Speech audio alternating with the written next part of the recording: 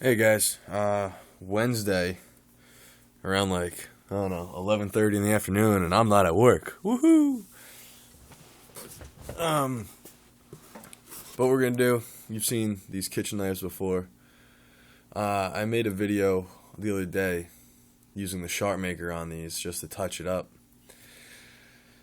but it didn't go so well because I tried to do it with my Mac. So I'm gonna redo it. So just to show you guys,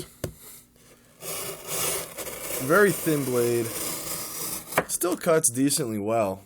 Not gonna, thin blades generally will do that even though the edge might not be the best. However, it should be cutting better than it is. So I'm having a lot of trouble. Not trouble, but a lot of resistance right there. So this is kind of hard stuff, so let's just show you. Okay, that's, I'm not getting through that. There you go. That's tough. I had to put a lot of force on that, so let's use the sharp maker. I might have to use the other stones, but we'll see. I'm using the 40-degree edge just because she does beat the hell out of these kitchen knives of hers. So the thicker the edge, the better, quite honestly, with her. So I'm going to use the 40-degree side.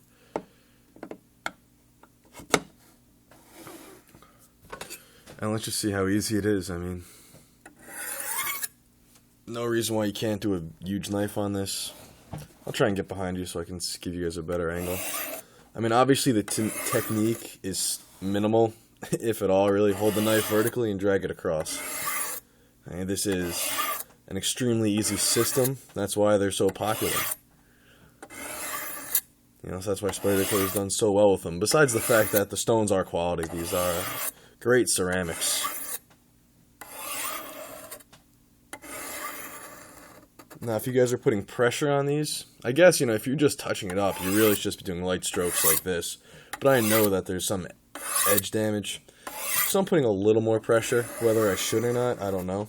But when you do put some more pressure on it, be careful at the tip, because if I keep putting pressure and it drags off, well, now I'm dragging the edge across the ceramic and I'm dulling the crap out of the tip. So if you're putting pressure, be mindful of the tip. Just like in any other situation where you got to worry about the tip. I'll let it sink in. But there we go. That should be better. Let's see.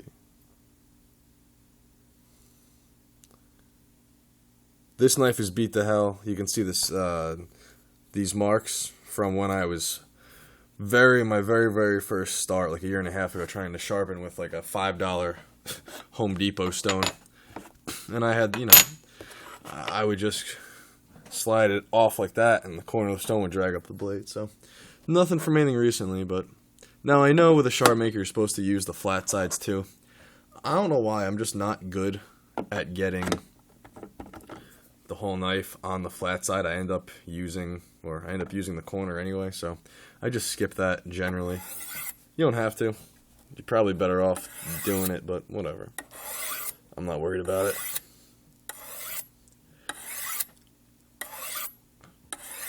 And you guys can obviously see, this sharp maker, you really don't have to, you're really not limited to a 3-inch knife. You can really use any size. You just have to pull back more than down to get the whole length of the blade. And sometimes I'm missing. Sometimes I'm not using the whole length of the blade, which I should be, but this is more of a slicing, chopping knife for my mother. She's not really using the tip too much. So, just worrying about the main part of the blade. And some of you might be saying, hey, you should take 10 strokes on each side. Yeah, you probably should. I'm just doing this, fairly mindlessly, just to see what kind of results you get. And I know, because, you know what, I'm going to have to do this again in like 2 weeks or a week, because she destroys these things. Alright, let's see. So I just cut. Okay, right, I gotta turn the camera around. Alright, I just cut this in half that way. I guess I can do it again. Let's see. Yeah, I'll try this. Okay. Still tough. I think this is just... Oh, there you go. Once you do that. That's a lot better. Gets through it a little bit easier now. But with cardboard, it's more geometry, honestly. With thin blades, obviously you get through cardboard well, unless the edge is pretty much flat or, rounded extremely. But,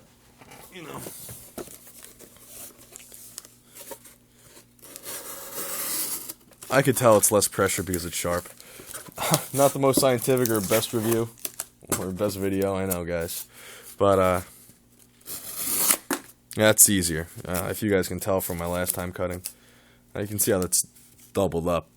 So I'm having some trouble, but it's definitely easier than last time.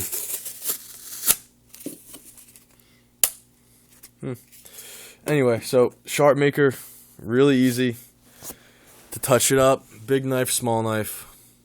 Wow, already 6 minutes, huh? Time flies when you're having fun, huh, guys?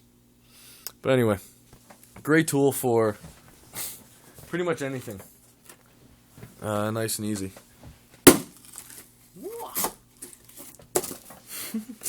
Now I'm just getting silly. There we go. Cool. Alright, guys. Hopefully I'll make another video or two. Maybe a little more. Maybe hopefully a little better than this today. Because, just cleaning up around the house. Because I'm sick. Getting some stuff in order. Taking the day off. I'll see you guys on the next one.